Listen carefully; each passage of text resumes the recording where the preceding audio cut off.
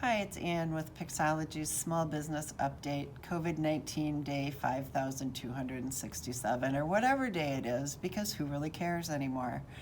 All I know is today the governor announced that we're going to be doing this for even longer, and so I'm just trying to find positives and ways to think about this that will keep us in business, keep you in love with your photos, and it made me think about Pixology. Pixology is the study of life through your photos.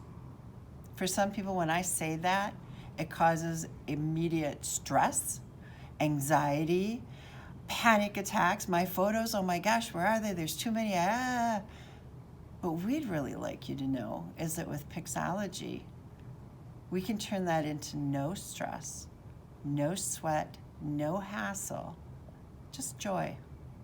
That's what we want you to think about with your pictures. Just joy. So as we move forward, spending less time together and more time at home, let us try and bring joy to you and your photos.